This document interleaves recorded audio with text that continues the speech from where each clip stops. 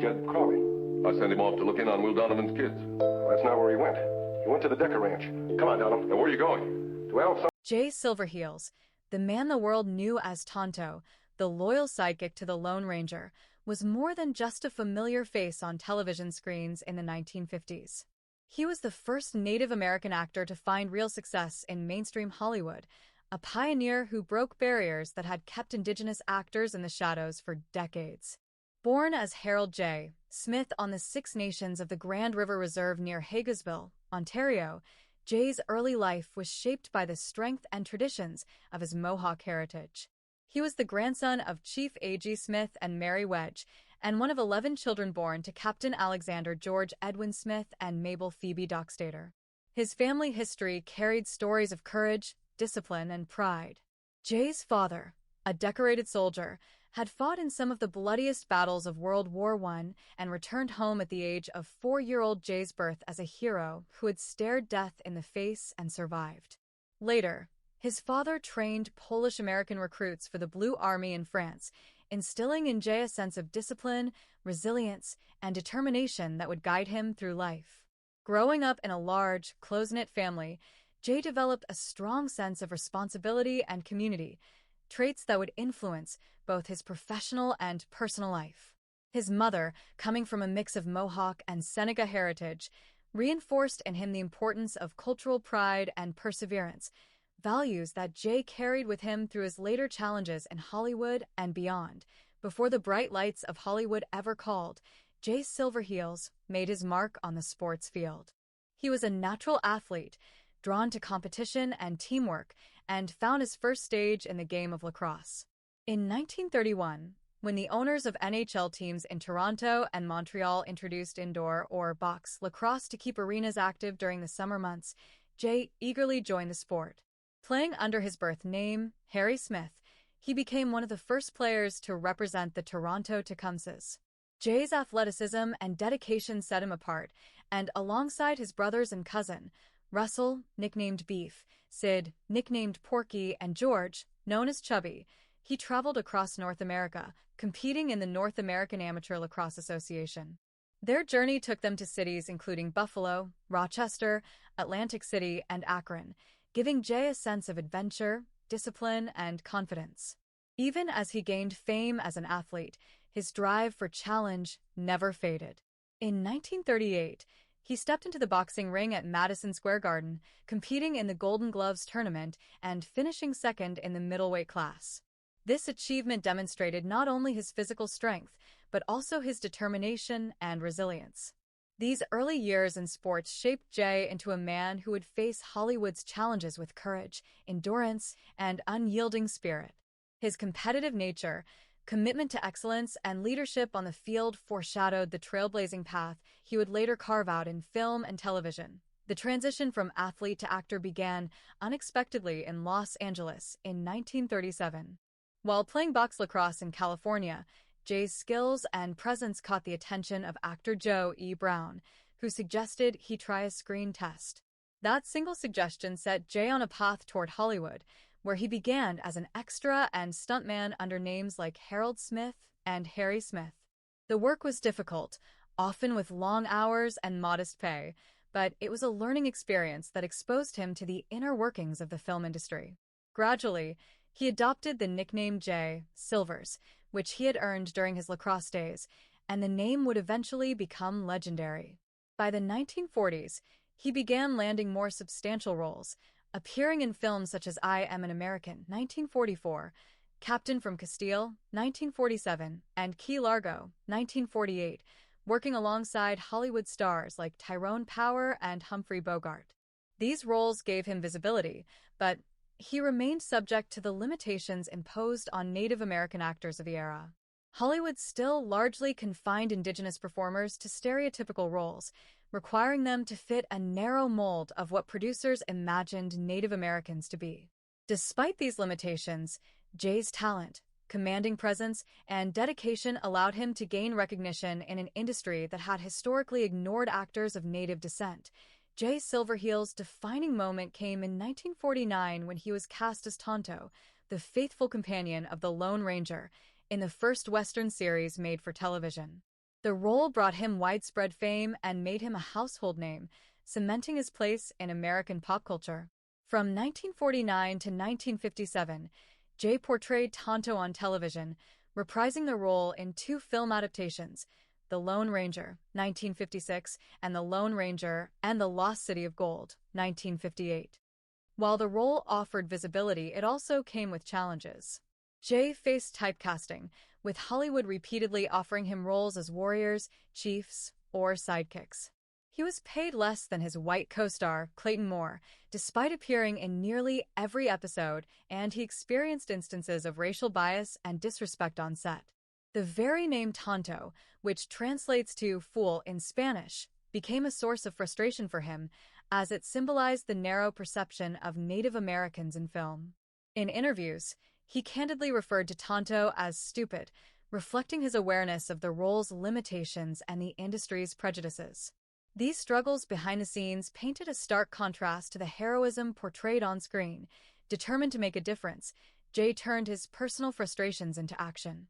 In 1966, he co-founded the Indian Actors Workshop in Echo Park, Los Angeles, alongside fellow actor Will Sampson. The workshop provided Indigenous actors with a safe space to learn and practice their craft, offering classes in elocution, stunt work, audition techniques, and general confidence building. Jay's goal was to empower Native American performers, giving them the tools to pursue meaningful careers rather than being limited to stereotypical roles. The workshop became a transformative institution, shaping the careers of future generations of Indigenous actors who would carry forward his vision. Jay continued to act while mentoring others, appearing on shows such as Daniel Boone, Love, American Style, The Brady Bunch, and Dusty's Trail, alongside other notable performances in film and television. Even in later years, he embraced humor, participating in sketches and commercials that gently parodied his Tonto character, showing that he could reclaim his identity with grace and wit. Despite his achievements, Jay Silverheels faced health challenges in his later years. In 1975, he suffered a series of strokes that left him partially paralyzed, curtailing his acting career just as Hollywood was beginning to recognize his talent beyond Tonto. He passed away on March 5, 1980, in Calabasas, California, at the age of 67. His body was cremated and his ashes returned to the Six Nations Reserve in Ontario, where he had been born and raised. Even in death, his legacy endured.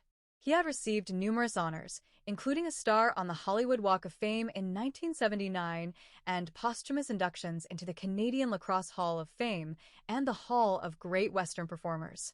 His contributions extended far beyond acting, as he had opened doors for generations of Indigenous performers and inspired a new narrative of cultural representation in Hollywood. Jay Silverheels' personal life, often overshadowed by his on-screen persona, was filled with love, family, and quiet strength. He married twice, first to Bobby Smith, with whom he had a son, Steve, and later to Mary Doma, with whom he had 5 children, Jay, Anthony Jr., Marilyn, Gail, Pamela, and Karen. Family remained his true pride, offering a sense of stability and fulfillment that Hollywood could not provide. His children have continued his legacy, with his son and grandson, Jay Silvers Jr. and Jesse Silverheels, keeping his story alive, honoring his contributions, and educating new generations about the man behind Tonto.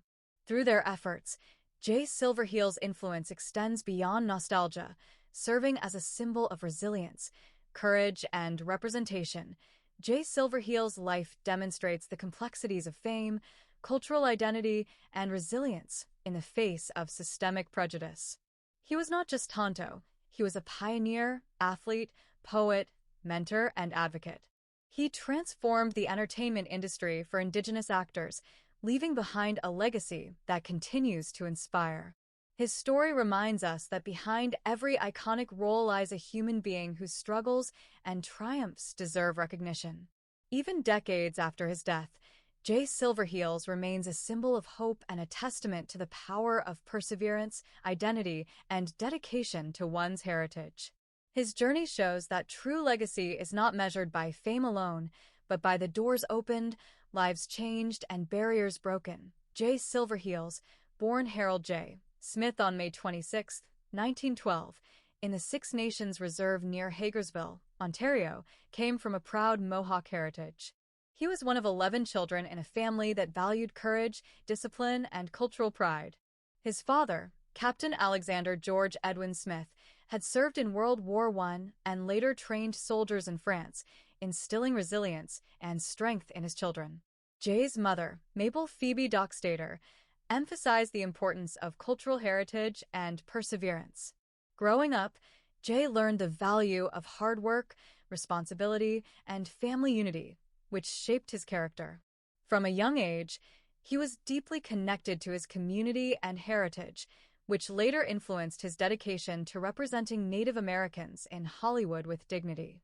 Life on the reserve involved both the challenges of rural living and the rich traditions of Mohawk culture. Jay learned traditional skills, respected elders, and absorbed stories that connected him to his ancestors. This upbringing gave him a deep sense of identity that remained with him throughout his life, especially when facing the prejudices of Hollywood and society at large. The combination of discipline from his father and cultural grounding from his mother created a foundation that allowed Jay to navigate both the athletic world and the film industry with confidence. Before his acting career, Jay Silverheels made a name for himself as a talented athlete. His first major love was lacrosse, a sport deeply connected to his Mohawk roots. In 1931, he joined the Toronto Tecumsehs when the National Hockey League experimented with indoor lacrosse to fill arenas in the summer. Jay played alongside his brothers Russell, Beef, Sid Porky, and cousin George, Chubby, traveling across North America for competitions in cities like Buffalo, Rochester, Atlantic City, and Akron. Lacrosse helped Jay develop physical endurance, strategic thinking, and teamwork. His athleticism extended beyond lacrosse. In 1938, he participated in the Golden Gloves boxing tournament at Madison Square Garden, finishing second in the middleweight category. Sports taught him discipline, resilience, and determination, qualities that would later help him face Hollywood's challenges. His reputation as a strong and disciplined athlete made him well respected in his community and opened opportunities that would eventually lead to acting. The athletic world also offered him exposure to diverse people and cities, broadening his perspective and ambition beyond the reserve. Jay's early experiences in sports laid the foundation for his perseverance, work ethic, and the ability to adapt to new challenges, skills that became crucial in the competitive world of film and television. Jay Silverheels' transition from sports to acting was unexpected. While playing box lacrosse in Los Angeles in 1937, he caught the attention of actor Joe E. Brown, who suggested he try a screen test. Starting as an extra and stuntman under names like Harold Smith and Harry Smith, Jay worked long hours for modest pay, learning the intricacies of Hollywood. Gradually, he adopted the nickname Jay Silvers, a name he had earned in his lacrosse career, which would eventually become legendary. By the 1940s, Jay began landing roles in films like I Am an American, 1944, Captain from Castile, 1947, and Key Largo, 1948, working alongside stars like Tyrone Power and Humphrey Bogart. Hollywood, however, remained limited for Native American actors who were often typecast in stereotypical roles. Despite these barriers, Jay's talent and commanding presence allowed him to stand out. He gained experience, honed his craft, and built connections that would later lead to his breakthrough. Jay's early Hollywood years were challenging, yet they showcased his determination, adaptability, and readiness to seize opportunities when they came, proving he could thrive even in an industry that often overlooked actors like him. Jay Silverheels' career-defining role came in 1949 when he was cast as Tonto, the loyal companion of the Lone Ranger in the first television Western series. From 1949 to 1957, Jay portrayed Tonto in every episode, as well as in the film adaptations The Lone Ranger, 1956, and The Lone Ranger and the Lost City of Gold, 1958. The role brought him widespread fame and recognition, making him a household name. However, Tonto came with challenges. Hollywood often paid him less than his white co-star, Clayton Moore, and typecast him in limited roles as warriors, chiefs, or sidekicks. The name Tonto, meaning fool in Spanish, symbolized the stereotypes Native American actors faced. Jay, aware of these limitations, often commented on the role's narrow portrayal, showing his critical awareness and desire for better representation. Despite these challenges, he used Tonto's fame to gain visibility and push boundaries for Indigenous actors. His performance was marked by dignity, loyalty, and intelligence, offering audiences a positive, if limited, representation of Native American culture during an era of widespread stereotypes. Frustrated by Hollywood's restrictions, Jay Silverheels took action to support other Native American actors. In 1966, he co-founded the Indian Actors Workshop in Echo Park, Los Angeles, alongside Will Sampson. The workshop offered classes in elocution, stunt work, and audition techniques, empowering Indigenous performers to develop meaningful careers rather than being limited to stereotypical roles. Jay personally mentored students, sharing lessons from his own experiences in sports and film. The workshop became a transformative institution, influencing a new generation of actors who would bring more authentic portrayals of Native Americans to television and film. Through this work, Jay extended his impact beyond acting, helping shape the cultural narrative and challenging Hollywood to recognize Indigenous talent as capable, skilled, and multidimensional. His dedication to mentorship reflected his belief in community, responsibility, and the importance of supporting others in the face of systemic challenges. While Jay Silverheels achieved fame as Tonto, his personal life told a story far richer and more complex than the stoic sidekick audiences knew. He experienced love, heartbreak, and the challenges of maintaining a family while navigating a Hollywood that often misunderstood him. Jay's first marriage to Bobby Smith produced his first child, Steve, but the union ended in 1943. Despite this, Jay remained committed to his role as a father, instilling strength and pride in Steve from a young age. 2 years later, in 1945, he married Mary Doma, who brought warmth and stability to his life. Together, they had 5 children: Jay, Anthony Jr., Marilyn, Gail, Pamela, and Karen. Jay worked tirelessly to balance his Hollywood career with family responsibilities, often returning home late from long filming schedules, but never losing sight of his children's upbringing. He emphasized respect, resilience, and cultural pride, encouraging his children to embrace their Mohawk heritage even as the world around them often overlooked it. Jay's role as a father offered him a sanctuary, a space where he could be himself beyond the camera's gaze. To his children, he was not Tonto, not a Hollywood figure, but a man of integrity, humor, and wisdom. This private dimension of his life allowed him to remain grounded despite the pressures of fame, showing that his legacy extended far beyond acting, rooted instead in the lives he nurtured and the values he passed on. Even after The Lone Ranger ended, Jay Silverheels continued working steadily in Hollywood, though he faced the persistent challenge of typecasting. He appeared in television shows like Daniel Boone, Love, American Style, The Brady Bunch, and Dusty's Trail, as well as films including Sandy, 1973, and The Man Who Loved Cat Dancing, 1973. Beyond acting, Jay explored creative expression through poetry, drawing on his Mohawk upbringing and personal experiences. He recited his work on television, using his voice to share stories often ignored by mainstream Hollywood.